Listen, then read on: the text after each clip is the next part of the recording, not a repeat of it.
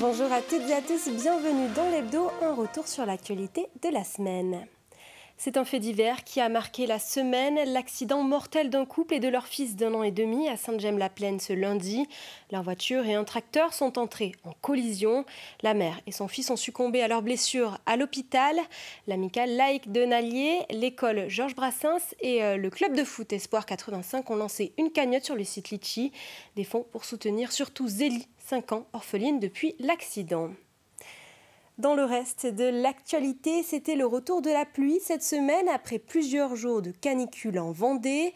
Jeudi dernier, Florent Wozniak était sur ce plateau pour faire un bilan de la météo de cet été en Vendée. Pluvieux en Vendée, contrairement à ce début du mois d'août. Et justement, après 4 mois consécutifs de déficit, le bilan pluviométrique s'est inversé le mois dernier. Prenons par exemple la station de relevage située à La Roche-sur-Yon. Cette dernière nous indique qu'il a plu 54,8 mm sur l'ensemble du mois de juillet. C'est près de 7 mm de plus que la moyenne, 47,9. Et si l'on prend des relevés sur les communes situées dans le nord-est Vendée, où il a le plus plu le mois dernier, prenons l'exemple de la Gaubretière, pas moins de 83,1 mm de précipitations, près de 30 mm au-dessus des normales de saison. Alors est-ce que cela veut dire qu'on va avoir des étés plus humides à l'avenir ? Eh bien justement, pas forcément Louise, comme nous l'explique Daniel Vendramini de Météo France. Ça, c'est plutôt le fait qu'on ait des grandes périodes de sécheresse et des périodes de fortes pluies. Ça peut être un des messages sur lesquels effectivement on pourrait, ou les données du réchauffement climatique tendraient à dire, on pourrait avoir des périodes sèches de plus en plus longues, de plus en plus intenses, et inversement, on pourrait avoir des périodes de fortes pluies de plus en plus courtes et de plus en plus intenses. Et alors, qu'en est-il des températures ? Eh bien, sans surprise, elles sont une nouvelle fois au-dessus des normales de saison. Je rappelle que ces normales sont calculées sur les relevés de ces 30 dernières années. Elles évoluent donc avec le temps. Et pour ce mois de juillet 2025, nous sommes en moyenne à 1,5 degré au-dessus de ces normales, 20,9 pour La Roche-sur-Yon au lieu de 19,4, avec à noter un mercure qui a grimpé jusqu'à 33,8 degrés à l'Île-Dieu ou encore 36,8 aux Herbiers. Enfin, un mot pour terminer avec l'ensoleillement de ce mois de juillet 2025, une valeur également à la hausse cette année, ce qui a sans doute ravi les juilletistes venus en Vendée qui ont pu bénéficier par exemple de 287 heures d'ensoleillement à La Roche-sur-Yon, soit plus de 40 heures supplémentaires que la moyenne. Les conditions météorologiques ont aussi des conséquences sur les cours d'eau. En Vendée, environ la moitié d'entre eux sont presque en assec. Les assecs répétés qui font presque disparaître certains cours d'eau. Cette situation menace la survie des poissons et de certaines espèces endémiques. Alors les associations de pêcheurs se mobilisent pour les sauver avant qu'il ne soit trop tard. Exemple à Champagné-les-Marais ce jeudi matin. Vêtus de leurs bottes et de leurs cottes à bretelles, les bénévoles de l'association de l'Anguille chailleusaise sont à pied d'œuvre pour leur deuxième opération de sauvetage de poissons de la saison. Daniel, lâche et Jojo, mets-toi avec une épuisette. Une mission réalisée en coopération avec la Fédération de Vendée de la pêche et de la protection du milieu aquatique. On a de nombreux poissons en difficulté, donc essentiellement du mulet et de la carpe. Et donc aujourd'hui, le mode opératoire, on a installé une seine. Une seine, c'est un filet qui est non maillant, c'est-à-dire on n'attrape pas les poissons par les ouïes. Et avec une autre seine, on avance dans le canal vers la poche pour emprisonner les poissons pour qu'on puisse les récupérer après avec une épuisette.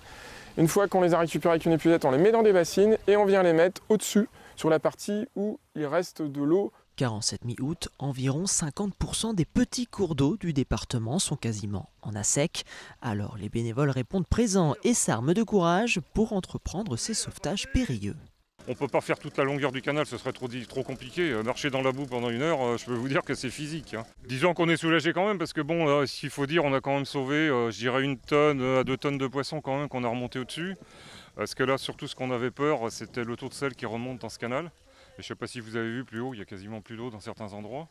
Et là, le poisson est en souffrance depuis, je dirais, 3 semaines. L'une des peurs de ces pêcheurs est donc de voir dans les prochaines années certaines espèces disparaître des cours d'eau.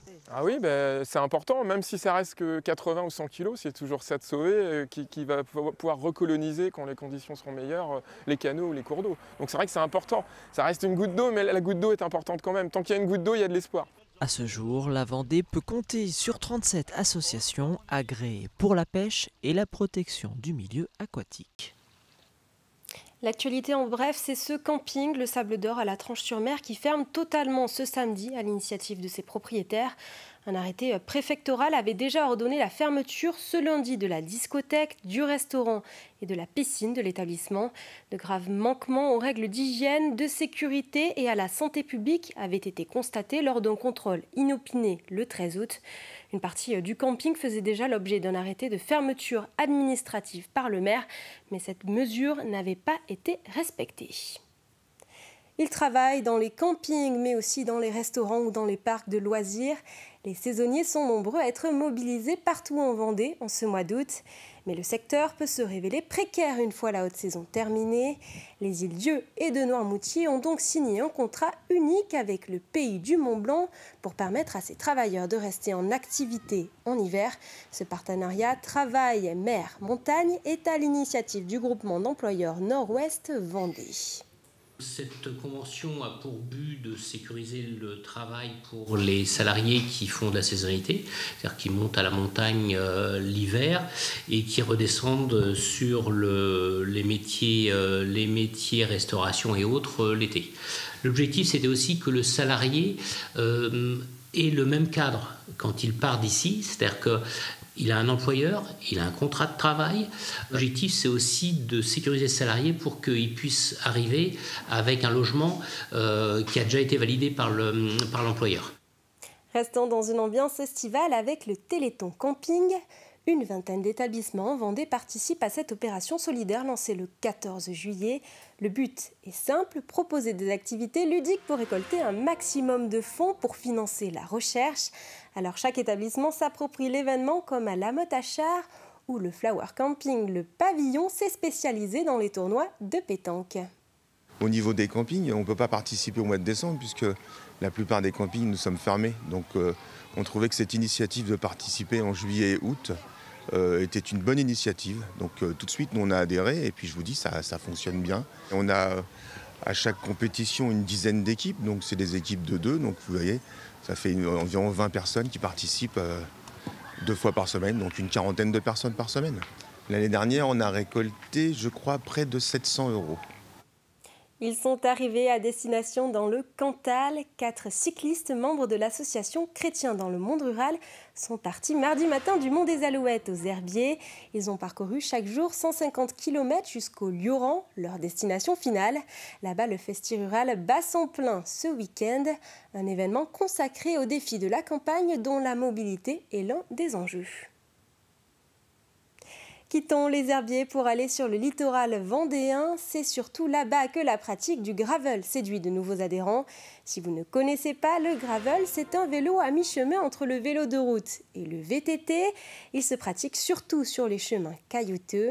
Alors à Saint-Gilles-Croix-de-Vie, le premier club a même ouvert l'année dernière. Louise Ménori nous propose une balade en extérieur avec ses pratiquants.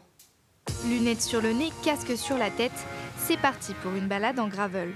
Cette nouvelle discipline, à mi-chemin entre le vélo de route et le VTT, fait fureur en Vendée. À Saint-Gilles-Croix-de-Vie, une association spécialisée en gravel a ouvert ses portes il y a tout juste un an. Ça part vraiment d'un constat, c'est que de toute façon sur les chemins on croisait de plus en plus de gens justement en gravel, souvent seuls ou à deux, et voilà, on s'est dit que pourquoi pas justement fédérer tout ce petit monde. Pour faire simple, ce serait un vélo qui est justement situé entre le vélo de route et le VTT, un vélo qui permet d'être à l'aise aussi bien sur du chemin roulant que de la route, voilà, du chemin qu'on appelle type gravier, du grand chemin blanc. Avec une 60aine d'adhérents, le club en plein essor attire de nombreux profils. Pour Philippe, c'est l'occasion de se remettre en selle. Alors je me suis mis au gravel suite à un petit incident quand je faisais de la route avant, où je me suis fait peur avec une voiture qui m'a doublé un peu trop rapidement. Du coup, j'ai souhaité chercher une autre discipline et le gravel se prête bien puisqu'on est dans les chemins. Moi, la pratique du gravel, ça va faire un petit peu plus de 5 ans que j'en fais réellement. Et c'est vrai que je roulais souvent tout seul et maintenant, ça me permet de rouler en groupe et de participer à des événements auxquels je n'aurais pas forcément participé sans ça. Une pratique sportive, mais aussi l'occasion de découvrir le territoire vendéen. L'Office du tourisme de Saint-Gilles-Croix-de-Vie propose 5 circuits allant de 50 à 160 km. On a vraiment un territoire qui s'y prête à merveille, mais on a aussi également, grâce à une activité agricole qui est assez ancrée dans le territoire depuis longtemps, un maillage de sentiers ruraux, que ce soit des chemins de terre ou des chemins en gravier, qui nous permettent justement de pouvoir développer et promouvoir la pratique du gravel. Alors si vous cherchez une nouvelle activité, laissez-vous tenter par le gravel. Ouvrons une page sport avec le Vendée Chaland Basket. Voilà 10 jours que les joueurs ont repris l'entraînement. Le club est promu en Élite 2, la 2e division nationale. Et le championnat débutera dans un peu moins d'un mois, le 19 septembre. Mais ce début de préparation est un peu perturbé en raison de l'absence de plusieurs joueurs. Écoutez le coach. On a nos 2 étrangers. On a Randy Haynes, bon, c'est un secret de polichinelle, donc on va arrêter de se cacher, qui devrait arriver la semaine prochaine. Roger Moutabidias qui est encore avec la sélection du Cameroun, donc on ne sait pas encore vraiment son arrivée. On a la blessure de fin de saison de Greg Bengaber qu'on doit gérer. Donc c'est un petit peu particulier, mais c'est comme toutes les pré-saisons. Chaque pré-saison a un petit peu son lot de surprises. On doit s'adapter. Donc voilà, pour le moment, on est patient par rapport à ça. On essaie de travailler, mettre les joueurs à un niveau physique intéressant et important pour début septembre. Et on finit par un sujet insolite qui vous a bien fait réagir sur notre page Facebook. L'histoire de ces 2 perroquets qui n'en finissent pas d'attirer l'attention des passants à Jars-sur-Mer. Papaye et Manos habitent chez leur maîtresse Isabelle dans une maison qui donne sur la rue commerçante de la commune. Mardi, notre journaliste Simon Philippot a tenté de filmer cet aras bleu et ce cognure soleil. En voici le résultat. Jars-sur-Mer, son port, ses plages, ses commerces et ses oiseaux. Dans la rue commerçante où réside leur maîtresse, Papaye et Manos sont devenus de véritables attractions pour les touristes et les habitants. D'habitude, on les voit plus en captivité dans les zoos, on ne peut pas trop les approcher et là, c'est assez remarquable quand même. C'est particulier et en même temps vachement beau de passer juste dans la rue et de voir des perroquets. Quand on passe devant, le petit est souvent dehors parce qu'il monte la garde, le petit. Donc c'est sympathique, je trouve. Isabelle, maîtresse de ces oiseaux, reste prudente. Manos n'évolue pas librement car son éducation n'est pas terminée. Quant à Papaye, il a fallu 1 an pour lui apprendre à rester dans le périmètre de la rue et à revenir lorsqu'on l'appelle. Depuis, Papaye n'hésite pas à aller à la rencontre des passants et aime particulièrement les appareils photo et les caméras. Elle ne se laisse pas toucher. Mais c'est un oiseau qui est très curieux, donc c'est la curiosité. Mais maintenant, là, depuis quelques temps, elle commence à aller un peu sur les gens, sans se laisser attraper, mais elle commence à aller un peu sur les gens. Donc je surveille, ça m'inquiète parce qu'il y a beaucoup de monde avec le tourisme. Mais en vrai, je sais qu'elle ne se laissera pas emmener, mais ça fait un peu peur parfois. Les commerçants de la rue sont eux aussi habitués à leur présence et ne sont plus surpris de voir Isabelle venir faire ses courses accompagnée de Papaye et Manos. C'est le cas dans la boulangerie voisine. C'est rigolo et puis la dame vient avec le petit perroquet sur l'épaule, donc c'est intéressant. Alors elle a 2 perroquets, il y en a un petit jaune, elle en a un très gros bleu qui est vraiment magnifique. Et il ne bouge pas quand elle vient dans la boutique, ils sont là, ils restent sur son épaule, ils ne bougent pas. C'est vraiment sympathique. Même si Manos et Papaye ont pris l'habitude de côtoyer des inconnus, ces oiseaux demandent beaucoup d'attention. Ils ont droit à leurs friandises, une belle récompense après une journée passée devant leur public. Et vous pouvez toujours tenter de passer à Jars-sur-Mer pour peut-être croiser les 2 perroquets. Et c'est ainsi que se termine cet hebdo, votre récap de l'actualité de la semaine. Merci pour votre fidélité. Pour rappel, vous pouvez retrouver l'ensemble de nos reportages et émissions sur le site tvvendée.fr. Retour de l'actualité lundi dès 8h. Et d'ici là, je vous souhaite un très bon week-end.